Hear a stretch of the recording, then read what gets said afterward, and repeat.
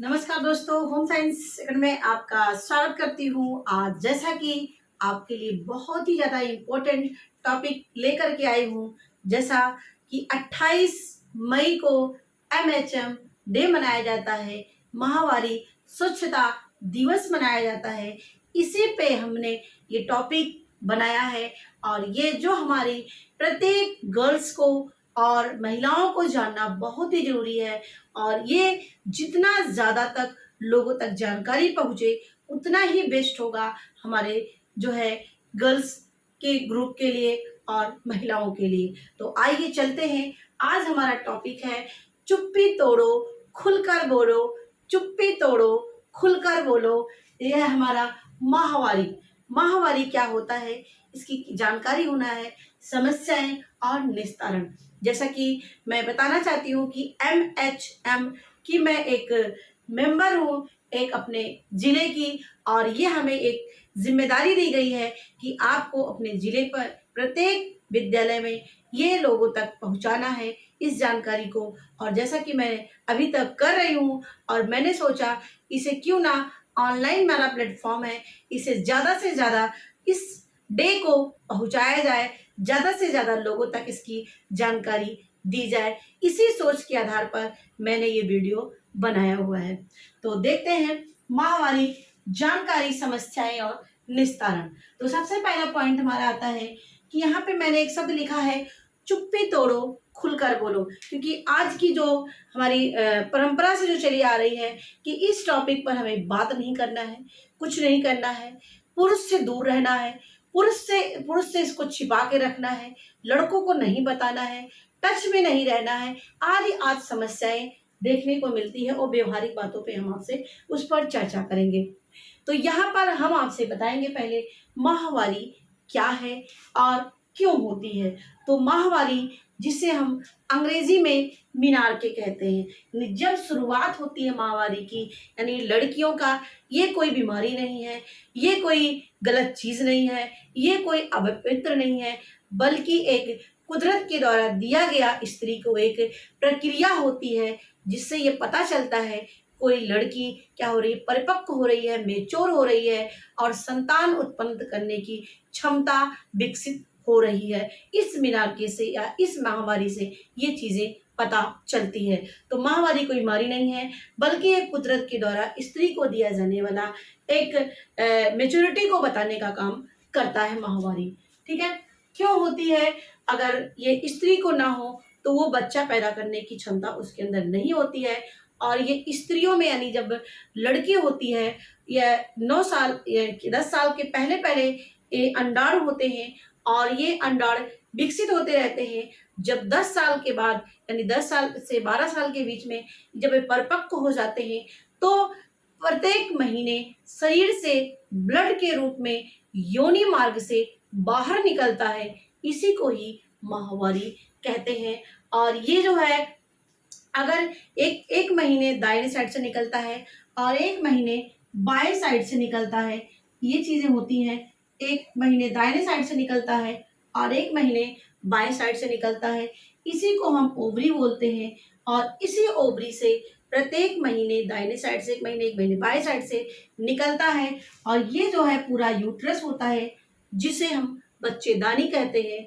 और धीरे धीरे ये 28 दिन के बाद जब परिपक्व हो जाता है तो यहाँ गर्भाशय से कि ये दीवारों में क्या होती है, ये मतलब कि चिपक जाती हैं।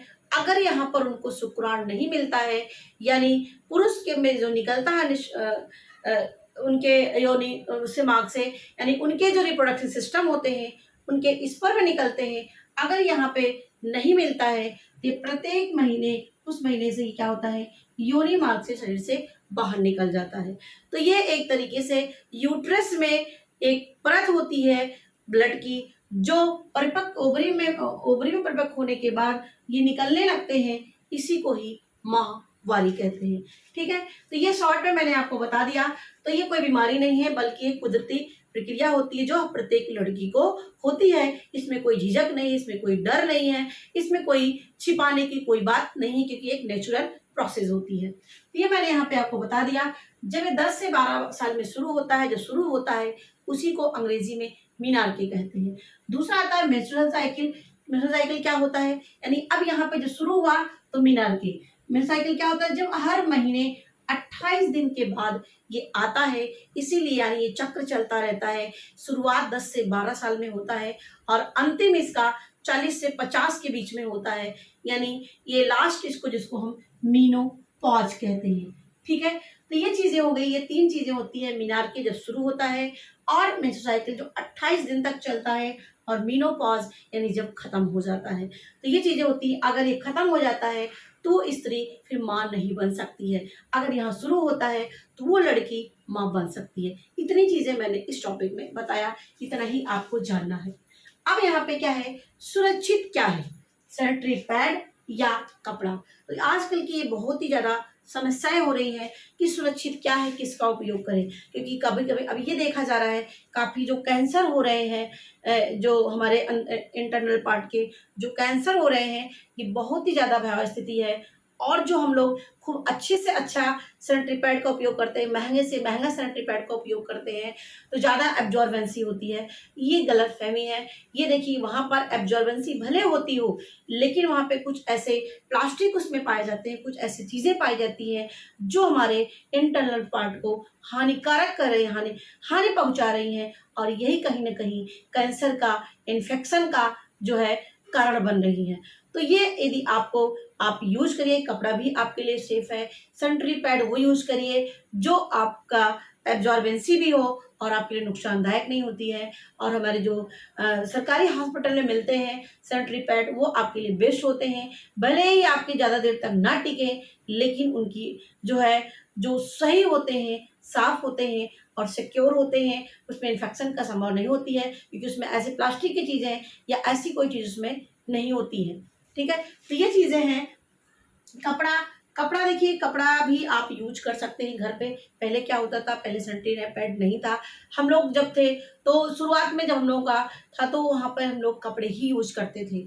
तो कपड़े के लिए क्या सावधानी बरतना है, हम लोग कॉटन का कपड़ा यूज कर सकते हैं, और वो कपड़ा साफ होना चाहिए, सुरक्षित होना चाहिए। और तो और हम लोग क्या करते हैं, छिपा के रखते हैं। तो उसको क्या करते हैं, डालते नहीं हैं, धूप में नहीं डालते हैं, कहीं कोई देख ना ले, कहीं कुछ ना हो जाए। तो यदि कपड़े आप यूज कर रहे हैं तो उस कपड़े को धूप में ज़रूर डालें। ये धूप में नहीं डालते हैं तो उसका इन्फेक्शन, उसकी जो बैक्टीरिया होती है वो मरते नहीं है। फिर दोबारा आप यदि उसको यूज करते हैं धुल करके, तो वो आपके लिए सेफ नहीं होता है।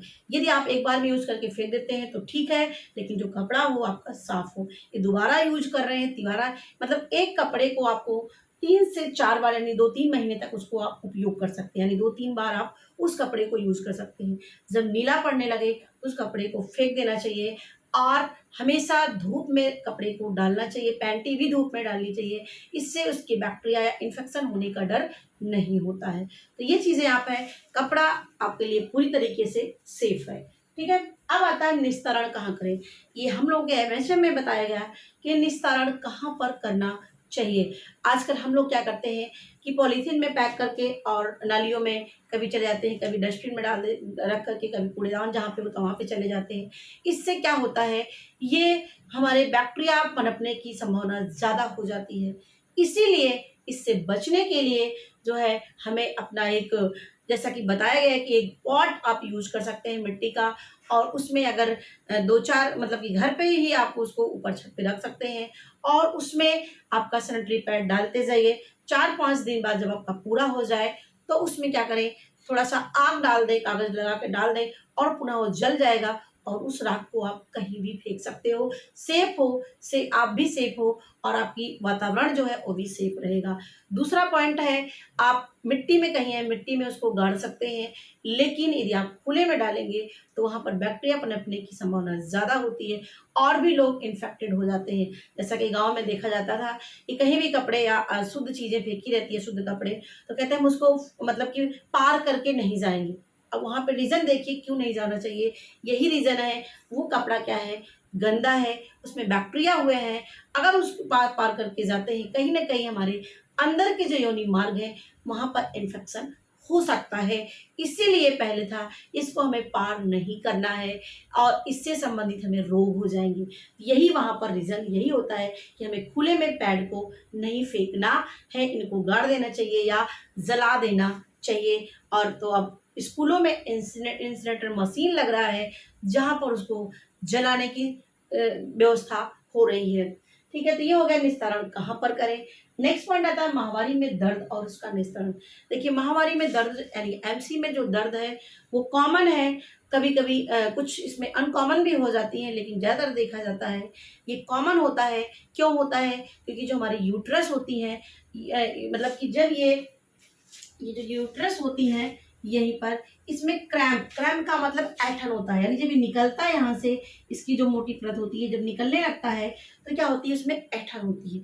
जब वहाँ पे ऐंठन मतलब उसमें सिकुड़ती है, क्या होती है, वो सिकुड़ती है, उसी सिकुड़ने के कारण से पेट में दर्द होता है। तो ये कॉमन सी बात होती है। लेकिन ज़्यादा दर्द होता है तो बहुत ही ज़्यादा दर्द होता है, असहनीय दर्द होता है, तो वहाँ पर आप डॉक्टर से संपर्क कर सकते हैं। और जो दर्द की दवा है यहाँ पर, जैसे मैंने लिखा है दर्द की दवा, तो यहाँ पर दर्द की दवा रेगुलर यूज मत करिए। कहीं ना कहीं वो आपके घाव या कहीं ना कहीं आपके अन्य रिप्रोडक्टिव सिस्टम में समस्या उत्पन्न हो सकती है। तो आपका इसके लिए भी इलाज क्या है, मैंने आपको यहाँ पर बता रही हूँ कि इसका इलाज है, जैसे कि आप लीजिए, बोतल लीजिए पानी गर्म करके, और पेट के नीचे के भाग में आप उसको मतलब कि लगाइए, और धीरे धीरे उसको लगाते सारते जाएंगे, जैसे वहाँ पे टच करते जाएंगे और कुछ देर काफ़ी देर तक सेकेंगे तो धीरे धीरे क्या हो जाए, दर्द में कमी आएगी, धीरे से आराम से ब्लड जो है निकलता जाएगा और आपको रिलैक्स फील होगा। ठीक है, तो ये चीज़ें हैं कि आप अन्य भी इलाज कर सकते हैं, प्लास्टिक बोतल से, कांच की बोतल से, या इसका पैकेट आता है रबड़ का, उसमें आप पानी भर करके आप सिकाई कर सकते हैं। इससे दर्द में कमी आती है, लेकिन रेगुलर दर्द की दवा नहीं खानी चाहिए। ठीक है, तो ये चीज़ें हो गई आपका। अब आता है अनियमित माहवारी।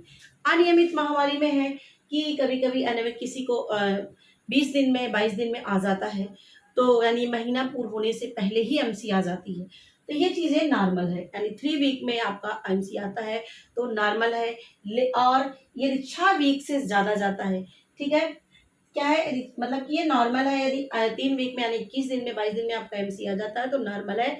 और 6 वीक यानी 1.5 महीने के बाद यदि आता है, यानी 1.5 महीने तक आता है, तब भी कोई दिक्कत नहीं होती है। लेकिन यदि 6 हफ्ते के बाद आता है आपका, तो वहाँ पर क्या है, आप डॉक्टर से संपर्क कर सकते हैं।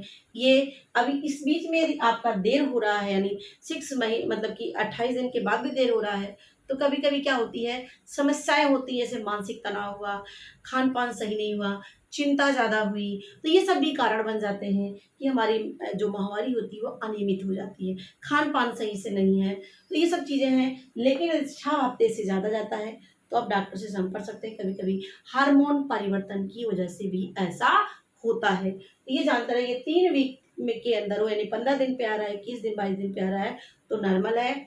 और 6 वीक तक आ रहा है तो नॉर्मल है। लेकिन 6 वीक से ऊपर जा रहा है तो एबनॉर्मल है, यानी इसको डॉक्टर से संपर्क करना चाहिए। अब आता है अत्यधिक माहवारी। अत्यधिक मतलब बहुत ही ज़्यादा जो है, बहुत ही ज़्यादा ब्लड जा रहा है, तो वहाँ पर क्या करना चाहिए। आप कैसे पहचान करेंगे कि बहुत ही ज़्यादा मात्रा में जा रहा है, तो इसके लिए क्या है, 1 घंटे में यदि पैड आपका मतलब कि खराब हो जा रहा है, पैड आपका गीला हो जा रहा है, आपको 1 घंटे में ही बदलने की जरूरत पड़ रही है, और बहुत ही ज़्यादा क्लॉटिंग हो रही है, तो आपके लिए असमानताएं हैं, इसको डॉक्टर से संपर्क करना चाहिए। यदि 1 घंटे में ही आपका पैड पूरी तरीके से भीग जा रहा है। दूसरा है 8 दिन, और आपका जो एमसी है वो आपका 8 दिन तक से भी ज़्यादा चल रहा है, तो इस समय लड़कियों में कमजोरी आ जाएगी, और काफ़ी जो है कमजोरी हो जाएंगी, उनको खून की कमी हो जाएगी, सुस्त हो जाएंगी। तो इस सब के लिए हमें डॉक्टर से संपर्क करना चाहिए यदि ये समस्या आपके साथ है तो।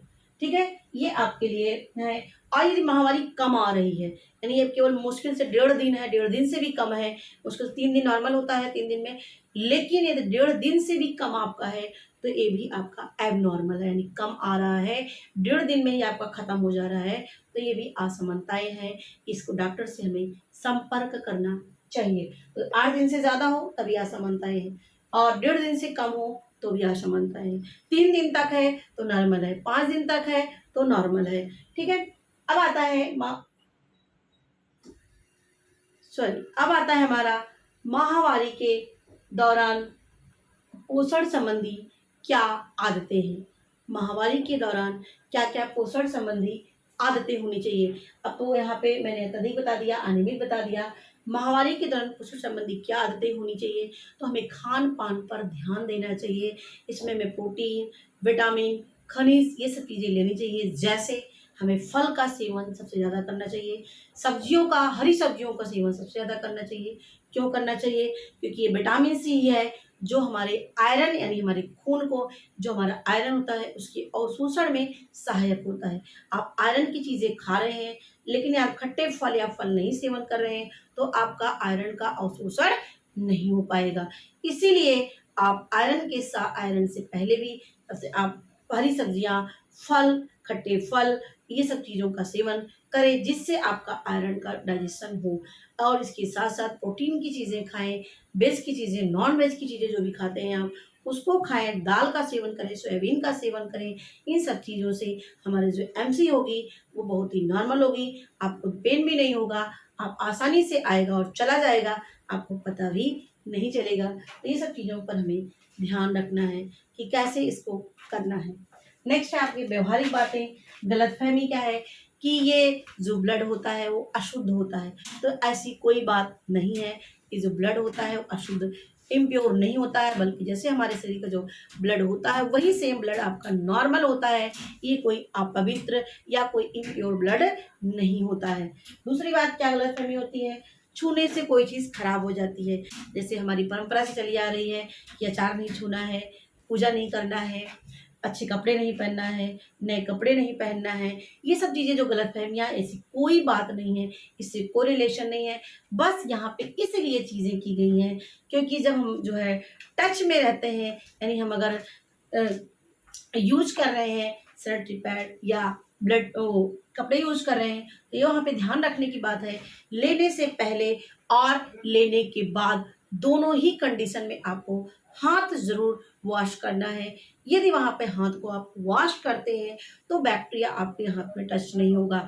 और कभी इसलिए यहाँ पे रखा गया है कि अगर आप सर अपने उसका ध्यान नहीं रखते हैं साफ-सफाई का, तो वही दूसरी चीज़ को आप अचार को टच करते हैं, मंदिर पे जाते हैं या आप घर में पूजा करते हैं, तो उससे टच से अदर कोई यदि टच करता है तो उसको भी इन्फेक्शन हो सकता है। इसीलिए कहा जाता है साफ-सफाई के लिए कि हमें उसको टच नहीं करना है, छूना नहीं है, मंदिर नहीं जाना है, खाना नहीं बनाना है। बस यही सब चीज़ें ऐसी ये सभी गलतफ़हमी है, ये हमें अपने मन से निकाल देना है, ऐसी कोई बात नहीं है। बस यहाँ पे क्या ध्यान रखना है, अपनी साफ-सफाई का ध्यान रखना है। पैड लेने से पहले और पैड लेने के बाद अपने हाथों को अच्छी तरीके से वॉश करना है। यही इतने को ही ध्यान रखना है और सारी चीज़ें आपकी सॉल्व हो जाएँगी। अब मंदिर मैंने आपको बता ही दिया, घर पर रहना, बच्चियों को क्या कहते हैं स्कूल नहीं जाना है, कहीं घूमने नहीं जाना है, बहुत दिक्कत होगी, ऐसी कोई बात नहीं। जैसे आप नॉर्मल रहते हैं, नॉर्मल खाते-पीते हैं, वैसे ही आपको रहना है, वैसे ही अपनी बच्चियों को भी बताएँ, वैसे ही जीना है, कोई भी दिक्कत नहीं, आप खेल सकते हैं, दौड़ सकते हैं, चल सकते हैं, सब चीज़ें क्रियाएँ भी आप कर सकते हैं, घर के बाहर भी आप जा सकते हैं। ऐसी कोई भी समस्याएँ नहीं है, ये हमारी क्या है, ये रूढ़िवादिता है जो आपको बताया गया है।